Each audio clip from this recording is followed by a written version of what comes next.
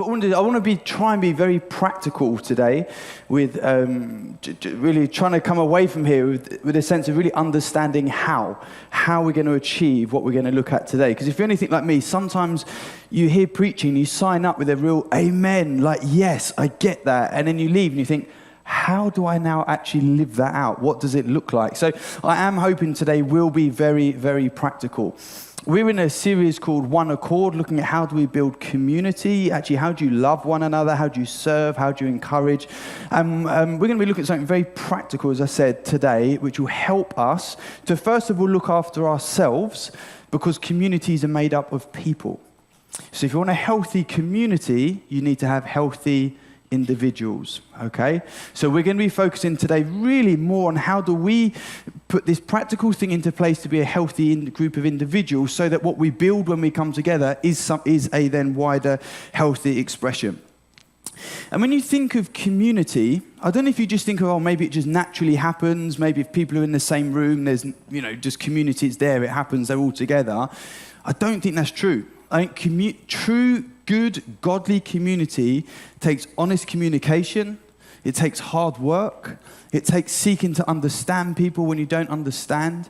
It can be a difficult thing, but equally it is a glorious thing when it's done well. But it takes each individual person to take ownership of their life, know what they bring to the table, and to invest in the people around them. And as you look at Jesus' life, man, that guy had a difficult life to try and establish community, especially with the people who he gathered to be with him. So in the Bible, you read that he had 12 disciples. Probably a better translation for us that may help you understand what it is. It's like they were his apprentices.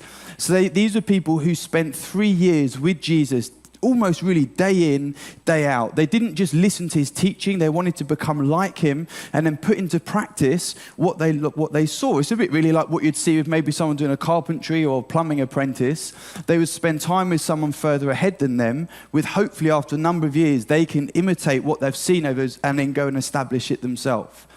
So the fact that the New Testament church started with such healthy community, we think actually that was because they'd spent 3 years with the master of the one who not only was healthy himself, but as a result was able to master very effective and healthy community. So I want to look at some of these aspects in Jesus' life. But I tell you now, it would not have been easy. When you actually unpack the different backgrounds that the disciples were from, it's not far short to say, I'm surprised they didn't kill each other. Honestly, they are from such different backgrounds. So you think, in one sense, Jesus, he gathers this guy called Matthew, who is a tax collector. Okay, Matthew is Jewish, all right?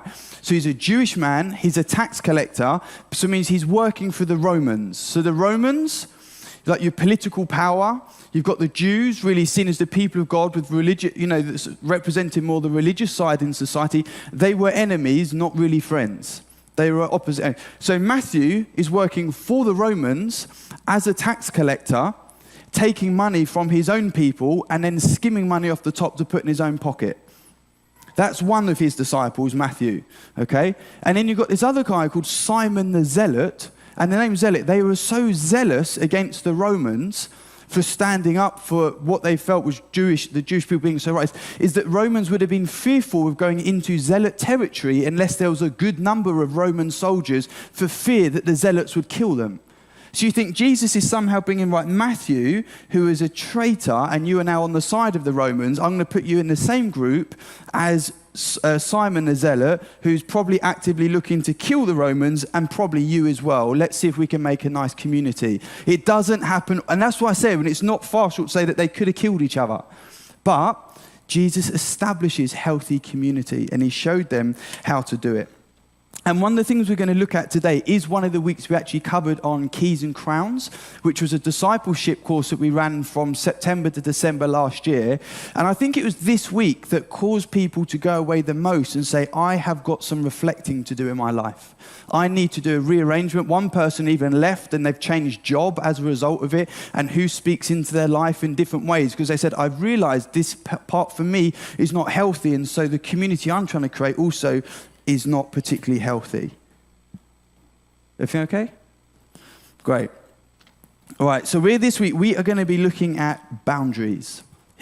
Boundaries, how on earth does that establish healthy community? We're going to unpack that bit by bit as we go along today. But effective boundaries will allow every single one of us to be like Jesus and to build in healthy rhythms of grace into our lives so that we can flourish and as a community flourish as well. And often when you think of Jesus, most people think of him as like some sort of doormat. You think of Jesus, he was just pulled left, right, and center. People saying, come here, do this, do that. And he just bowed to people's expectations time and time again. And that's often what people think. Well, I think that's what Jesus was like. Surely, he talks about crowds gathering, pressing into him. And actually, when you stop and you study Jesus' life, you think, no, he was not just a doormat that was pulled left, right, and center. But actually, he was very powerful and assertive in one sense, knowing what he was about and what he was trying to build. And he had very strict boundaries that you can look at in his life. And I want to turn you now to think about your own life. If you think of this picture here, if you think of that center circle, that would be maybe the person or thing that has the greatest access to you and the thing that you give most of yourself to. That would be like the person's, greatest access to it. And I want you to start thinking, as you start moving out from there, who then has the next greatest level of access to your life, moving on from there. And if you just imagine it going out, I wonder what some people would say is, who would I say in the middle of my life probably has most of my time, my energy, my intimacy, my devotion, all sorts. Who would that be for you? Because there is a biblical priority that actually helps us to flourish like Jesus, and we'll move on to what that is, but we have to be self-reflective first. So just stop there and actually think now for yourself. Who do I allow? Who do I allow to come into that closest space? What people do I keep on the very fringe? What people may be too close? Maybe what people are maybe too far away? If you look at Jesus' life, if this was Jesus, he would have had his Father in the middle. He said actually that the biggest thing in Jesus' life, he said, my number one priority over all things that we'll see here in a minute as well is that I spend time with my Father. Hands down, that's it. That was and remained his number one priority over anything. Despite the needs of the crowds and everything else, that remained his thing. Let's see how effective Keys and Crowns was. Second, who then had the second greatest level of access to Jesus? Wow. Effective course. Pardon? The first didn't even go to Keys and Crowns. You got the answer. Thank you very much. Yeah, so other people, I'm sure, said it as well. But if you then look at Jesus' life, it wasn't just everyone sort of bombarded him. The next amount of people that Jesus spent time with was within the 12. It was a group called Peter, James, and John. They were like his best friends, his three within the 12. The 12 disciples did not all have equal access to Jesus. Many, many key moments in Jesus' life only took place with those three, Peter, James, and John. And then after that, it was then the 12 disciples. Then it was probably his wider group of disciples. And then the crowds who wanted to find about what this kingdom was about that he was pressing in. And you see this. And there's actually some very awkward moments. Because there's moments when beginning of John, Jesus is at a wedding, and his mum, probably thinking that she's in the center circle, tries to make Jesus perform a miracle. And at this point, he turns around to her and doesn't refer to her as mother or Mary, refers to her as woman. And you think what he's doing, he's not trying to be dishonoring to her, but he's trying to distance himself from her in the sense of my number one priority now is to be in alignment with my Father. And if he says to do the miracle, I'll do it. But I'm not. I'm the first foremost. You're now your son, and you have first priority over my life. And you start. This is a very interesting thing in Jesus' life. And we all have this diagram here. This is true for every single one of us. And we get to choose how we fill that with our life, our boundaries, or we allow other people to choose it for us. And so there's two ways. We can either be powerful and proactive and say, God, how do you want me to live my life? And so therefore my life looks like stages 1, 2, 3, whatever it is. Or we can just say, actually, whatever anyone wants, just you shape my life for me. And we almost become quite passive and slightly almost like a victim. And I know for me, this was something I've had to work on incredibly hard over the years. So a number of years ago, we planted a church in Croydon, which is probably bird's eye view, exactly south of London, still within the M25. Planted a church there, and my boundaries were atrocious. My boundaries were all over the place, and as a result, it affected me, it affected my marriage, it affected my home life, ultimately negatively affected the church as well, because I didn't understand that Jesus calls each and every one of us to have effective boundaries in order to not flourish just as individuals, but then to flourish actually as a wider community as well. And I just found myself exhausted and no good to anyone. I couldn't build anything because I was absolutely exhausted, I was confused, and I was bitter. And there was one particular family, and they were struggling at the time. There was a real need on them as a family, and they needed pastoral support. They needed an incredible level of care to help them. But I tried to take that on myself with very, very poor boundaries. So I'd often find my phone maybe going off on a Saturday night, 11 at night. You know, the husband had asked me to be his accountability partner, which I probably should have said no to, because I just wasn't able to take that on at the time. But again, I thought, well, I think Jesus just takes on everyone. So yeah, I'll do that. And phone's ringing, then it's stressing me out. And because there were some things he was struggling with, and there was just needs. And then the weekends, I was asked if we'd babysit the kids. And it was just this snowball effect. And I just got to the point where I was no good for anyone. There was no real community being built because I was resentful, I was bitter. And I realized what was going on here is that I wasn't thinking, God, what are the boundaries you want me to put in here to flourish, bring about the kingdom and establish a community here in Croydon? And I'll read this quote here, should come up. Powerlessness, irresponsibility and lack of boundaries are all rooted in failing to value your life as you should. As I carry on reading this, if you think I need to read this further, unpack this further, I would highly recommend that book, which is called Keep Your Love On, by an American pastor called Danny Silk. And the pressures that I was facing, they're not just unique to me. Every single person in this room, you will have demands on your life from family, friends, colleagues, bosses, all sorts, day in, day out, and we have to learn how to navigate this well. And I want to highlight this, how this happened for Jesus as well. So we're going to read from Luke 8. It should come up as well. So it's Luke 8, 40 to 51. And as we're reading it, I want you to be thinking, don't just allow the words to go sort of in one ear and out the other. Churn over the fact, who here is Jesus saying yes to? Who here is Jesus saying no to, as we read it together, okay? So now when Jesus returned, the crowd welcomed him, for they were all waiting for him. And there came a man named Jairus, who was a ruler of the synagogue. And falling at Jesus' feet, he implored him to come to his house, for he had only a daughter, about 12 years of age, and she was dying. And Jesus went. The people still pressed around him. Okay, so in this moment, who has Jesus said yes to? He said yes to Jairus. So as a result, who has Jesus said no to? He said no to the crowds. Does Jesus apologize? No. Okay? Let's carry on reading, okay? Right, verse 49.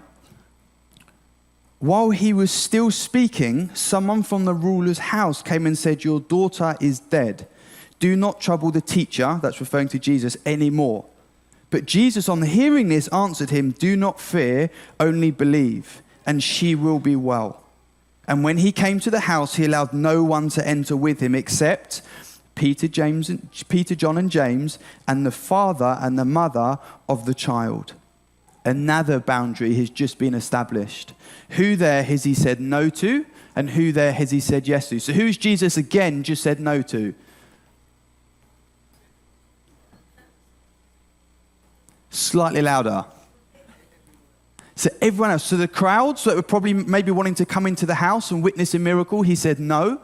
We don't know if there might have been any maybe distant family of this young girl who was dying, or is now, saying that she's dead. Don't know if there's any wider family. And what about the 12? The 12 have probably gone with him. And what Jesus said to the 12 were probably all excited to go in and see this miracle. You 3, yes. You 9, no. I wonder how everyone would have handled that. Well, I want to be in the house. I want to sit firsthand. Why did I get to go? Jesus doesn't apologize because he knows boundaries are very important. And you see it here, he was responding to his father, and he had Peter, James, and John, and then the immediate family. Another quote from Danny Silk, very interesting, he said, I didn't set this boundary either to offend or to please you. I did it to manage the priorities and goals I have set for my life. Very, very interesting. Okay, so Jesus didn't go around saying yes and no because he wanted to offend some people or because he wanted to please other people. What drove Jesus' yes or no's? What drove it? What do we think? Yeah, I only do what I see the Father doing. And what was Jesus' mission that the Father had sent him to bring in? Bring about his kingdom. So Jesus says, actually, these are my boundaries. And this is what he tells his disciples in Matthew 6:33. First seek the kingdom. Above anything else, that should be it. First seek the kingdom. And there you see that very clearly that these were Jesus's, these were his boundaries. So I'll ask you the question, ask myself the question, what are your priorities and what are you building?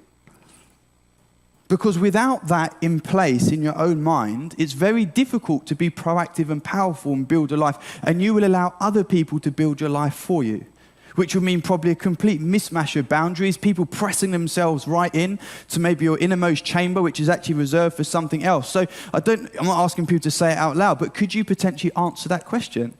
If someone said to you, what are you building with your life? What are your priorities? What has God spoken to you about? What does it look like for you to bring about the kingdom in your life? Could you answer the question?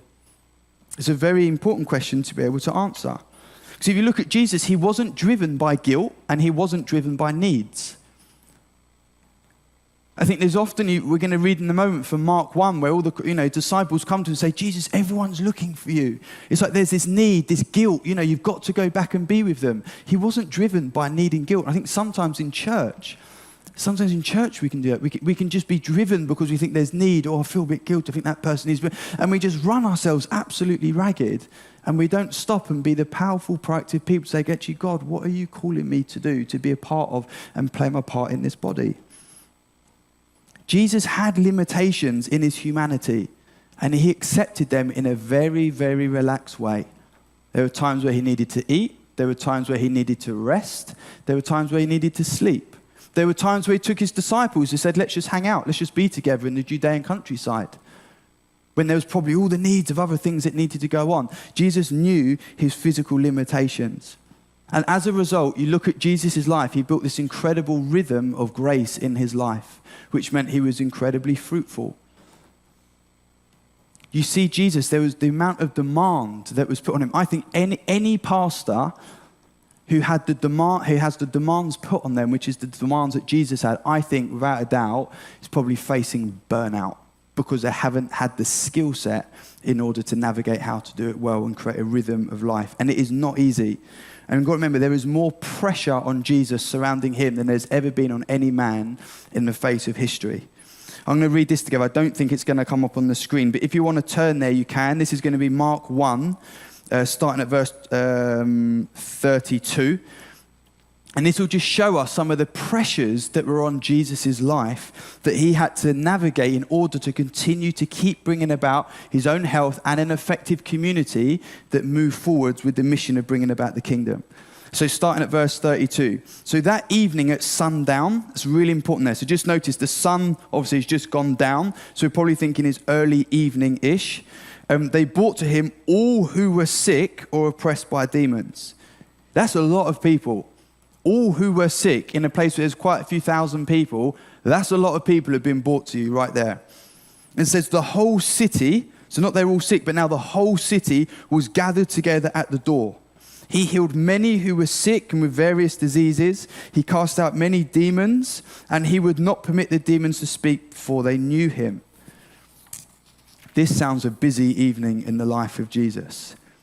And then moving on, as you read in verse 35, it says, and rising very early in the morning whilst it was still dark. What time did we say Jesus probably would have started his night of ministry? Early evening? Have a whole city turn up at your door? I mean, I've done nights with one person and it's hard to keep it short than 3 to 4 hours. You've got the whole city turn up, big demand of people. It says, while it was still dark in the morning, he rose. Why? What was his number one boundary? To be with the Father. How's he going to do the next day if he hasn't maintained the first boundary, which is to be with the Father? He departed and went out to a desolate place, and there he prayed. And Simon, that's Peter, and those who were with him searched for him, and they found him and said to him, this is what I referred to earlier, everyone is looking for you. And he said to them, let us go on to the next towns, that I may preach there also, for that is why I came out. And he went throughout all Galilee, preaching in their synagogues and casting out demons. You think the pressure there on Jesus in that moment was to stay here, go back to those people, your job is not finished. But he was very clear on his goal, and he was very clear as a result of his boundaries what he should and shouldn't be turning his hand to. And I just think that's why when you read the start of the early church, I think so much of the health that was in there at the beginning of the early church, I think it's because these people were known for being with Jesus. They didn't just understand his teaching, they understood his lifestyle. And that's why it started with such health, with a real sense of community. And Jesus' boundaries and our boundaries are for fruitfulness, not for selfishness. And if you look really, even at creation, boundaries are built in everywhere. Our physical bodies have boundaries. We have skin. Imagine you for actually boundaries. What a joke. Who needs boundaries? We have nothing. The skin holds it in. I remember talking to my dad. He reminded me of a story this week when he was at school and there was PE. And it was time of football. So all the really gifted kids who were good at football, they went with the PE teacher and they had boundaries, they had all the white lines, they had goals, they had a referee. And that game flourished. And actually as a result, had a really good football game. Those who maybe were not quite so gifted at football, they said, the teacher said, there's a football, go off and do your thing in the field. And he said, next thing you know, it's like punch-ups, because people say, no, that went out. Well, it didn't go out, there's no lines. Next thing you go, big punch-up, and there's no game flourishing. Why? Boundaries have been built into creation for the sake of flourishing. So when we talk about boundaries, boundaries are not there in order to pull back or to promote selfishness. Boundaries are there to be effective and actually promote fruitfulness.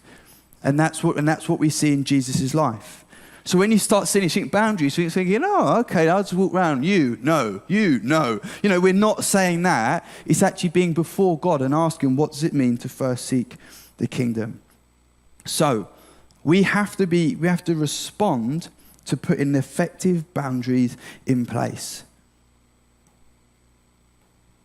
So the response for us this morning is to think now, where are boundaries currently effective in my life and where are they not? And then we have to respond accordingly. And like I said, for some people at Keys and Crowns, they heard this and said, oh, that was quite helpful. I'll have a think. And there's other people, I think, as they sat there, they just had that overwhelming sense of, my life is completely governed by other people and what they want for me. I'm in a job because of someone else. The way I live my life is because of someone else. And they got to the point where they said, actually, I am not allowing other people to dictate my life to that extent anymore.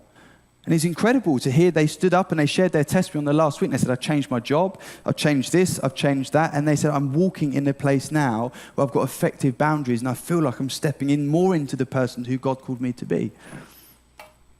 So these are the options we have. Two options, a little bit black and white, seems slightly harsh, but you realize after a while that's slightly easier with black and white boundaries. So the first one is, if you're sitting here really this morning, you're thinking, actually, yeah, I think I can associate with that. I don't think my life is as fruitful as it should be, or I feel actually just my whole life is swamped by the needs of other people.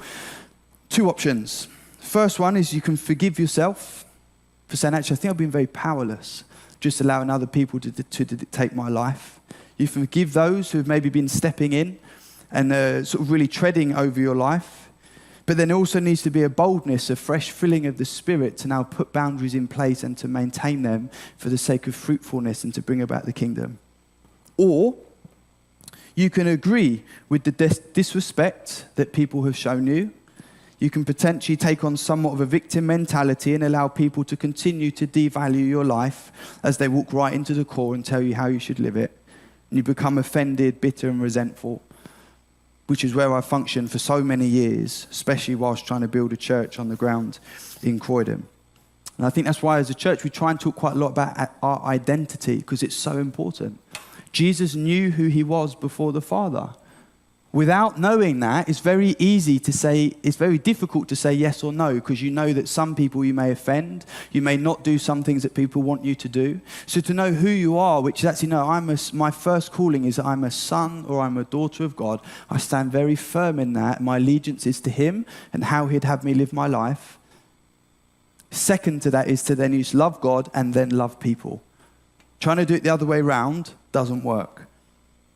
And the closer the relationship someone is to you in terms of establishing boundaries, the more difficult it is.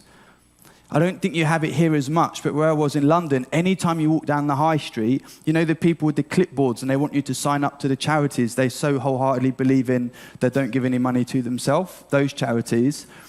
They would try and stop you. No one has any issue of saying, no, the boundary is I'm on my lunch break, you're not having my time. And it's either palm in the face or you just ignore them or you just say no thank you and you walk on. It's very easy to establish boundaries with people who are on the fringes of your life. To establish healthy boundaries with those who are closest to you is a different thing. It's very, very, very difficult.